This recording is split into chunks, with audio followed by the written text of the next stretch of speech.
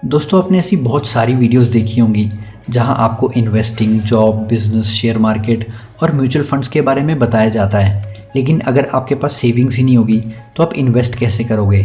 अगर आपके पास कैपिटल ही नहीं होगा तो आप बिज़नेस स्टार्ट कैसे करोगे?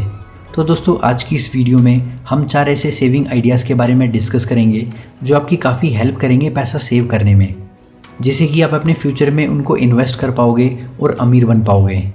तो आज की इस वीडियो को हम एक फुटबॉलर के कोट से स्टार्ट करते हैं। दोस्तों फेमस फुटबॉलर जॉर्ज बेस्ट ने अपनी यंग एज में बहुत सारा पैसा कमाया, लेकिन कुछ ही सालों में वो कंगाल हो गए। तो उन्होंने कहा, I spend a lot of money on बूज, birds and fast cars, the rest I just squandered. दोस्तों अमीर से अमीर आदमी अगर सेविंग नहीं करेगा तो एक दिन ज़रूर कंगाल हो जाएगा। जो लोग अपने पैसों की रिस्पेक्ट नहीं करते, उन्हें यूं ही उड़ा देते हैं, उन लोगों की ज़िंदगी इस फुटबॉल खिलाड़ी जैसी हो जाती है। उन्हें लगता है कि उनके इतने सारे खर्चे होते हैं तो वो कैसे कुछ बचा सकते हैं। दोस्तों सेविंग्स आपकी फाइनेंशियल सिक्योरिटी के लिहाज से बहुत ज़रूरी होती है। सेविंग्स के बिना आपकी फाइनेंशियल लाइफ बहुत बड़े खतरे में पड़ सकती है। आपको इस तरह के माइंडसेट से बाहर निकलने के तरीके ढूंढने चाहिए।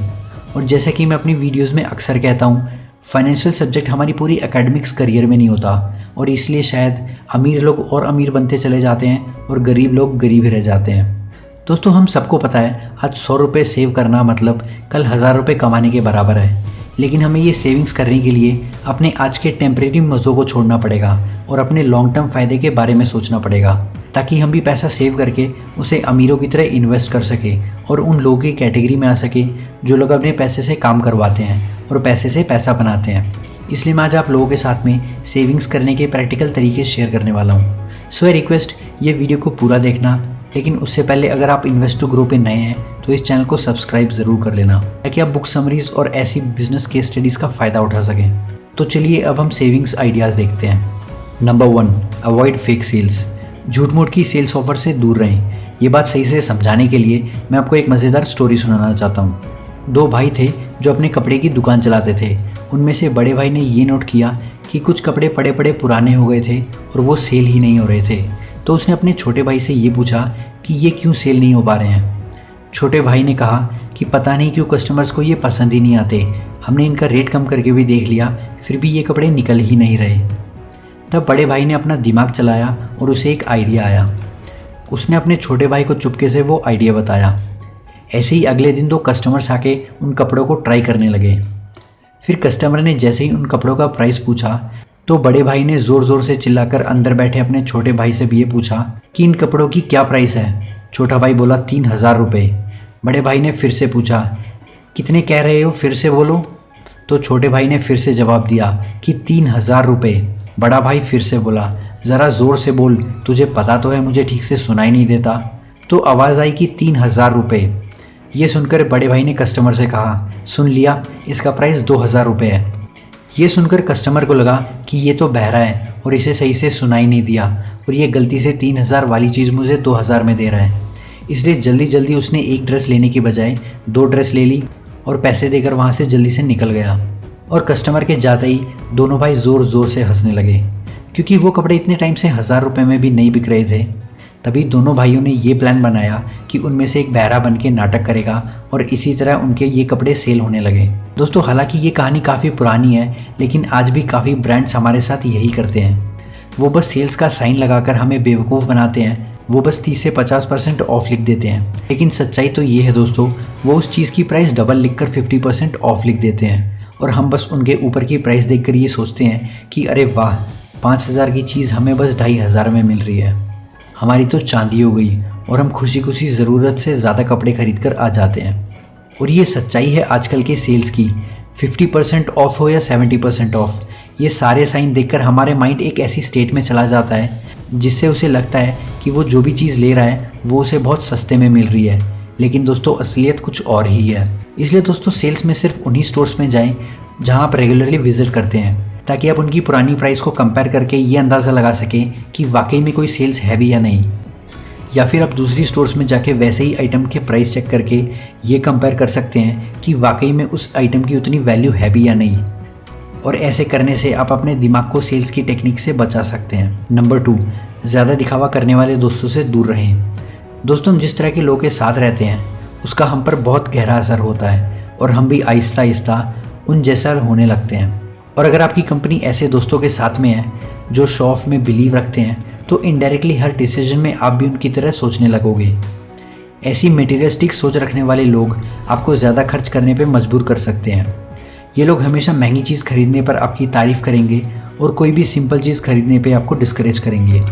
फॉर एग्ज़ाम्पल, अगर आपको कोई गाड़ी लेनी है और अगर आप अपने ऑफिस में जाने के लिए वो गाड़ी लेना चाहते हो, जो काम आपका एक नॉर्मल गाड़ी से भी चल सकता है, वहीं ऐसे दोस्त आपको ये कहते हुए मिलेंगे कि भाई गाड़ी ले रहे हो तो बड़ी गाड़ी लो जो दिखने में भी अच्छी हो, ये क्या छोटी गाड़ी ले रहे हो। ये वही लोग हैं जो आपकी बड़ी गाड़ी आने पर भी उसमें 100 कमी निकाल देंगे। दोस्तों, आपके आसपास लोगों की बातें आपको साइकोलॉजिकली हर्ट कर सकती हैं और उसके बाद आप अपनी इनकम उन चीज़ों पे वेस्ट करते हुए मिलोगे जिनको आपकी वाकई में कोई ज़रूरत भी नहीं होती। इसलिए ये बेहतर है कि आप ऐसे दोस्त बनाइए जो आपकी चीज़ों को नहीं बल्कि आप जिस तरह के इंसान हैं वो देखकर आपको वैल्यू दें। ऐसे दोस्त आपके आसपास रखिए जो आपकी सिंप्लिसिटी को अप्रिशिएट करें, जो ज़्यादा खर्चा करने पर आपको उल्टा टोक दें। इस तरह आप अपने आप को ऐसी महंगी चीज़ें खरीदने से दूर रख सकते हैं जिनकी आपको कोई ज़रूरत ही नहीं है और आपका काफ़ी सारा पैसा बच भी सकता है। नंबर 3, न्यू एडिशन एडिक्शन, मतलब हर नए आए हुए मॉडल की बीमारी। दोस्तों, ये एक ऐसी बीमारी है जिसमें पेशेंट हर साल आने वाले नए मॉडल्स को खरीदना चाहता है और उसे खरीदे बिना रह ही नहीं सकता। काफ़ी लोग ऐसे होते हैं जो पहले एक फ़ोन या गाड़ी लेंगे और फिर 1 साल बाद जैसे ही उनका नया मॉडल आएगा तो वो अपने पुराने फ़ोन या गाड़ी को बेचकर वो नया मॉडल ले लेंगे। फिर भले ही उनकी चीज़ बिल्कुल सही क्यों ना चल रही हो या बिल्कुल सही कंडीशन में ही क्यों ना हो, लेकिन क्योंकि उसका नया मॉडल मार्केट में आ गया है तो उन्हें सबको दिखाने के लिए वो नया मॉडल लेना ही है। फिर भले ही उस नए मॉडल में कुछ भी नया ना हो और वो बस उस पुराने मॉडल की कॉपी हो, लेकिन फिर भी लोग उस पर ज़्यादा पैसा गंवाने को तैयार रहते हैं। अब इस बीमारी में एक तो आपका लॉस होता है अपनी पुरानी चीज़ बेचने में और दूसरा आप मार्केट से एक नया हॉट मॉडल लेते हैं जिसकी प्राइस इनिशियली थोड़ी हाई होती है। मतलब कि आप दोनों तरफ से डबल नुकसान कर रहे हैं। इससे अच्छा अगर आप थोड़ी सी अक्ल से काम लें और आप अपने आप से ये पूछें कि क्या उन दोनों मॉडल में कुछ खास चेंज है या नहीं, और क्या आपका अभी का मॉडल सही से चल रहा है या नहीं, और आपका काम सही से हो रहा है या नहीं, तब आप एक बेटर डिसीजन पे पहुंच सकते हो। उस ओल्ड मॉडल को तब तक चलाते रहिए जब तक वो आउटडेटेड ना हो जाए या फिर आपका काम करना ना छोड़ दे। दोस्तों, यकीन मानिए आप इस न्यू एडिशन एडिक्शन से बचकर आप अपना बहुत सारा पैसा सेव कर सकते हो और उन लोगों की रेस से बाहर आ सकते हो जो अपना पैसा गंवाने की रेस में लगे हुए हैं। नंबर 4, पे योर बिल ऑन टाइम। ये काफ़ी सिंपल सी बात है, लेकिन मुझे पता है कि हम में से काफ़ी सारों ने इसमें पैसे गंवाए हैं। दोस्तों, एक चीज़ जो हम सबसे ज़्यादा डिले करते हैं वो है किसी को पेमेंट करना। मतलब जेब से पैसा निकालने में तो हमारी जान जा रही होती है, ऊपर से आजकल की लाइफ इतनी बिजी होती है कि हम अक्सर बिल्कुल लास्ट डेट पे करने के लिए छोड़ देते हैं, लेकिन अक्सर इस तरह हमारी लास्ट डेट पे निकल जाती है और फिर ड्यू डेट के बाद हमें लेट चार्जेस या फिर इंटरेस्ट पे करना पड़ता है। देखने में भले ही ये छोटी सी अमाउंट हो, लेकिन अगर आप ये थ्रू आउट लाइफ करते हो तो वो अमाउंट आपको काफ़ी साल पीछे छोड़ सकती है। अमाउंट भले ही कितनी भी छोटी क्यों ना हो, लेकिन ये कहीं से भी अक्लमंदी नहीं है कि आप बस अपनी सुस्ती की वजह से एक्स्ट्रा चार्जेस पे करोगे। आखिरकार जो चीज़ देनी है तो बंदा उसे जल्दी से देकर अपनी जान छुड़ाए। चलो, पहले तो सही था जब हमें बैंक्स में जा जाकर बिल्स को पे करना पड़ता था, लेकिन आजकल तो ऑनलाइन इतने मेथड्स आ गए हैं कि एक क्लिक से काम आसानी से हो सकता है। यकीन कीजिए, आप अपने बिल्स टाइम पर पे करने की आदत डालकर आप अपनी लाइफ में काफ़ी खामखा के फाइन से बच सकते हैं और बहुत सारा पैसा कमा सकते हैं। दोस्तों, आज के लिए बस इतना ही। अगर आप सेविंग्स पे और ज़्यादा टिप्स देखना चाहते हैं तो हमें कमेंट सेक्शन में बताओ। आपका वैल्यूएबल टाइम देने के लिए thank you. Good bye and take care.